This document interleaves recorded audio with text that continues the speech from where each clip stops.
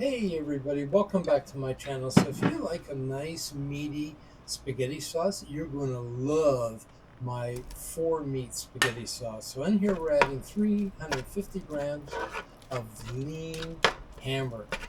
And I'm just going to make good use of my spatula to break up the hamburger, and I'm going to use this throughout the cooking process instead of a spoon.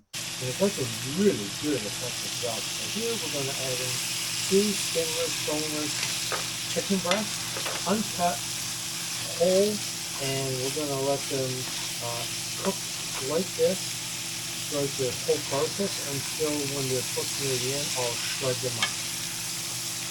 Just keep the meat moving, keep on stirring, and next we're going to add in 3 Italian sausages. This is the mild variety. You could use, if you like hot, you can add hot. It's just up to you. And this too is going to be kept whole and not cut up at all. We're going to cut those up once they're cooked near the end of the cooking process.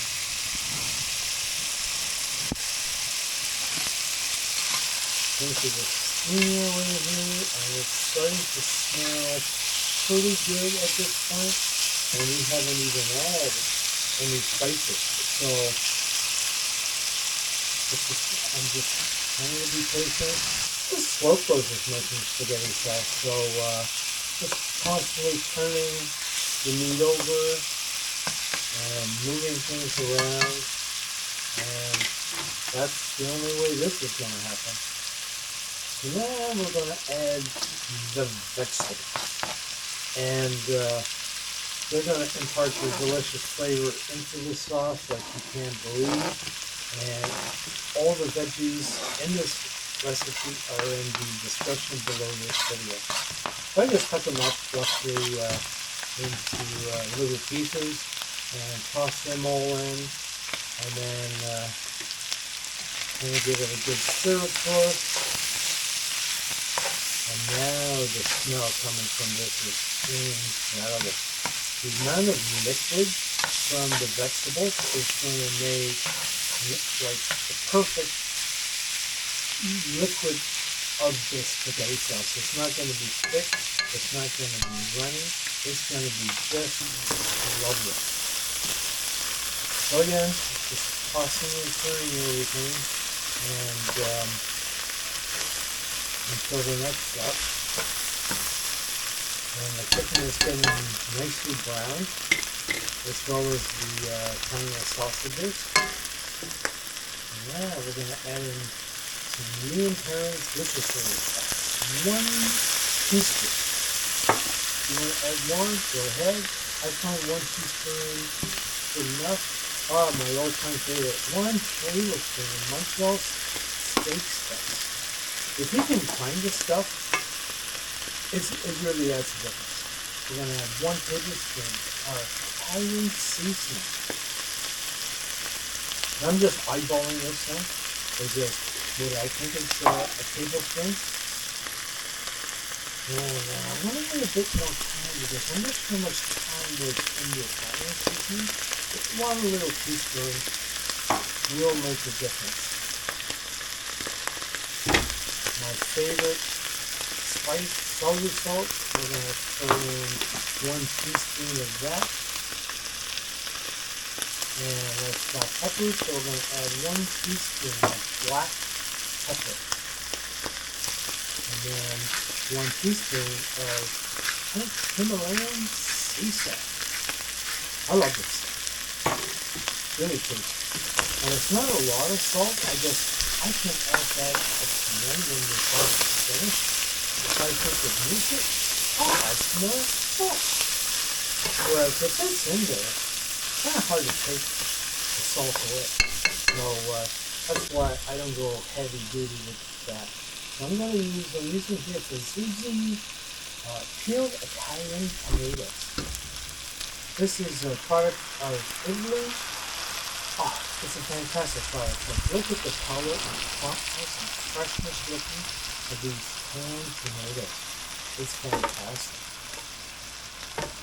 And that's not all we're putting in there. We're going to add in some more, a different brand of peeled seedless tomatoes from Italy.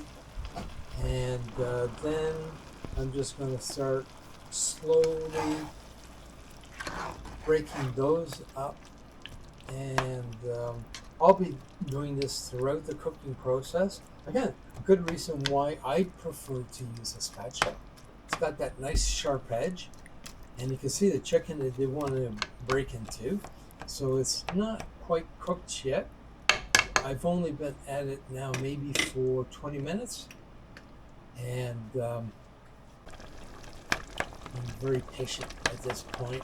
Some more chopping, some more stirring. So at this point, it's around a medium high, and it's starting to thicken. And another tomato product from Italy. It's strained tomatoes, and it's a fantastic product. Again, from Italy. There's no seeds. There's no skins. This is like a premium product, and a little bit on the pricey side. But you know what? I said I'm worth it, so that's why I put that in there, and give everything a good old stir.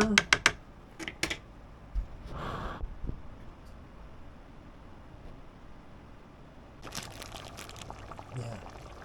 So I had 150 grams of stone beef in my freezer, and I said, you know what? I'm tired of looking at it. I'm going to throw that into my pot as well. So that's the fourth meat that goes into this sauce. And if I wish I would have had some beef bourguignon. That's even more tender, but it still turned out very good. So at this point, we're almost near the end of the cooking process, and I want to shred the both chicken breasts, just like you would a pulled pork. And this way, your family and your friends, they're not going to have to, you know, look look for little teeny pieces of chicken breast. This is going to be nice and shredded, and when this gets mixed up into the pot, it's going to be fantastic. It'll look great on the plate as well. Let's just put that into the pot, and a little tap there. And I'm just cutting up the mild Italian sausage, and any of the fat and juices and oils and deliciousness from that, it's going to go into this pot as well. Like the flavor from these three sausages, it's amazing. But if you want to add 4 or 5, go ahead. So I added in 1 tablespoon of red chili peppers. If that's too much for you, use a teaspoon. But I found it adds just the right amount of kick and flavor. That's really hot. And I added 1 tablespoon of beef concentrate. And again, another punch of flavor. You can't believe it. It's sneaking around in the background there, and it's beautiful. So I bought a small container of white mushrooms, gave them a good wash, and chopping them up into very small pieces. And this is about 2 cups worth. So because they're going to be sweating down quite a bit, you can even put 2 packages, like 3-4 cups worth of these white mushrooms into your spaghetti sauce. And you'll see later, they just shrink down to almost nothing. Just carefully placing them on top of the spaghetti sauce, and then I'm going to give it a good toss and a stir, and then we're almost there.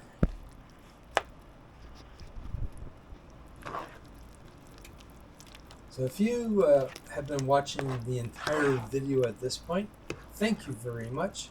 Congratulations. you won't have missed a step. So we're almost there, and give me a thumbs up if you are enjoying this video. And I prefer to use tomato paste out of the tube so there's no waste, rather than opening up a little can and then it ends up going dry in your fridge. So that's my recommendation. So now it's been about an hour and a bit, and I just top it off with Parmigiano Reggiano and put as much as you like on top. And bon appetit. Thanks for dropping by my channel. Much appreciated. Give me a thumbs up. See you again on the next one. Take care.